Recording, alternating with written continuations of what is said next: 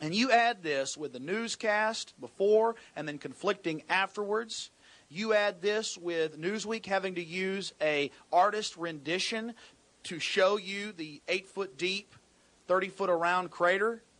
And then when you see the actual video evidence, it's a heap of rubble that's been blown out into the street, not in by a truck bomb. There were 2 explosions. The seismographs show that. And the only people that gained from this were those that are for federal power. That's the evidence, and it's irrefutable.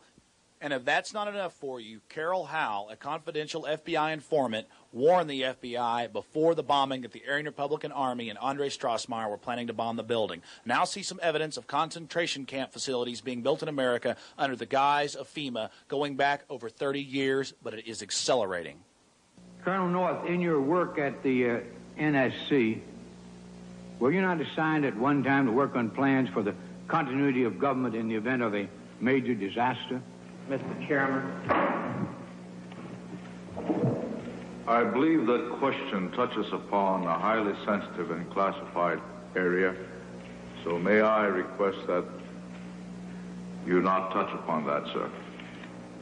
I was particularly concerned, Mr. Chairman, because I read in Miami papers and several others that there had been a plan developed by that same agency, a contingency plan in the event of emergency that would suspend the American Constitution. And I was deeply concerned about it and wondered if that was the area in which he had worked. I believe that it was, may I most respectfully request that that matter not be touched upon at this stage. If we wish to get into this, I'm certain arrangements can be made for an executive session. And tragically, the only member who got close was Jack Brooks, and he was stopped by the chairman. But the truth of the matter is that, yes, you do have those standby provisions, and the plans are there, and the statutory emergency plans are there, whereby you could, in the name of stopping terrorism, apprehend, invoke the military, and arrest Americans and hold them in detention camps. We've been around the nation categorizing enemy activity. Now we're headed back to Austin, Texas to expose the activities there. We're here at the Model United Nations Day, January 16th, 1998. We went in and discussed with a lot of people, a lot of issues, and saw the youth being educated, being trained in the ways of world governance and the growth of the world government control apparatus. Many of these people don't understand who controls the United Nations. And you're fixing to see that from the interviews that we conducted. And that's the scary part. There's so many good people engaged in this at the lower level. And that creates the group psychology, the peer pressure, that it is a good organization. I think we've conducted a balanced report. And the excerpts from interviews with children, teachers, and administrators, and the local United Nations recruiting organization for adults, professors, and children was here also. This is where our country is. This is where it's moving. And the scariest point of this entire discussion that we had today and this report is that we are severely lacking in teaching our youth about the Constitution of the United States and about the government of the United States. But there's plenty of money and there's plenty of help from the establishment to teach them about the United Nations.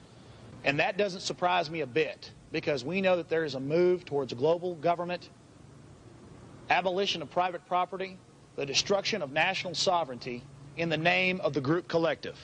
And what did David Rockefeller say about the public schools? What did he say about government training centers, or what he called the public schools? He called it helpless people yielding themselves to our molding hands. And these lovely, intelligent, but very young people are very easily molded by the establishment today. So let's go inside the teaching center here at the University of Texas and find out exactly what's happening to our youth of this nation. What's your name under here, Observer? Maybe it's just the same publisher. I read one that was called Simplify Your Life. That's what it's called. Oh, there's a whole battery of them. Well, otherwise, the pages are not supposed to let you. One of the things. Oh, good. If you don't have. So, we have lots of things, lots of plans, and we think we have a great conference. Who are some of the sponsors of the conference? Well, we are the United Nations Association of Austin, and this year the League of Women Voters is co-sponsoring us. Who is the head of the United Nations organization here in town? Frank Cooksey, a former mayor. Oh, yeah. Well, yeah, that's a different court. But this is, actually this court, the International Court, meets in The Hague. That's in the Netherlands, isn't it? Yes, it is.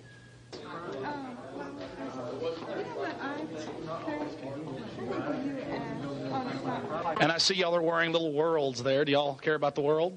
Yeah. Y'all are good people, aren't you? Yeah. Do y'all think the United Nations is helping?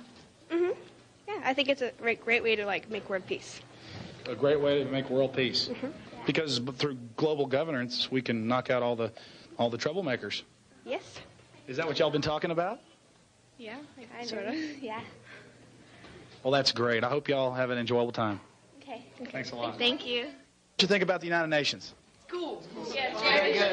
It's like an organization. I think it's kind of fun. It is really cool. It decides a whole lot of world issues. Yeah, they make World peace and stuff. It's really exciting. Nifty. Well, that's great. Let's get that. Model United Nations, just one more than many committees. Helpless young people yielding themselves to the elite's hands. I could tell them about the people that really control it, but they never understand it. It's this petty taste of power that gets them to believe that they're really doing something good when they're really working for something bad. Notice your youth are not being taught about the Constitution. They are being taught about world constitution, world proletariat, orders from headquarters.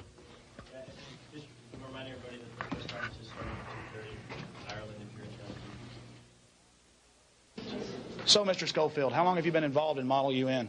This is my fourth year. I started at our first conference, the Central Texas Model UN, during the first conference.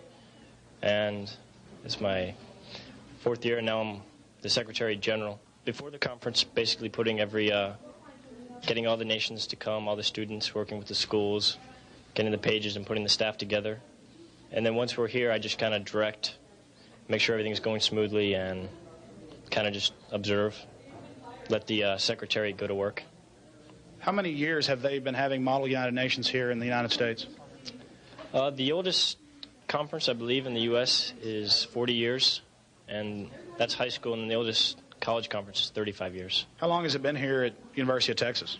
This is the fourth year for the conference. I believe the group is since 1983, and way back in the 1960s, early 60s, there was a conference here in UT. Actually, Secretary Schofield was wrong. The United Nations was first called the League of Nations and failed in 1918 under Woodrow Wilson. It's a push for a global taxation system. And our youth are being indoctrinated. They're being brought by their high school teachers and their junior high teachers to UT and universities across the nation to learn about giving up our sovereignty. They use careful semantics in choosing the term join the nationwide movement for a more effective United Nations. It's not a nationwide movement. It's a worldwide movement. Worldwide movements are nothing new. And all through history we've seen the blood and carnage. The UN packages all its movements in the name of the children. But if you really study their history, you find individuals like Kirk Waldheim. The fact is, Kirk Waldheim, Secretary General of the United Nations from 1972 to 1982, was a top-level SS officer, a death camp operator. Yes, and the United Nations attempted to protect him. These are the same people that sit around and talk about America's civil rights and America's human rights. It's all an excuse. It's a package. It's a facade. Again, Kirk Waldheim, Secretary General from 1972 to 1982. And this fact cannot be ignored. This is the history of global government and pushes for absolute power. And we have the same type of individuals here in our nation today.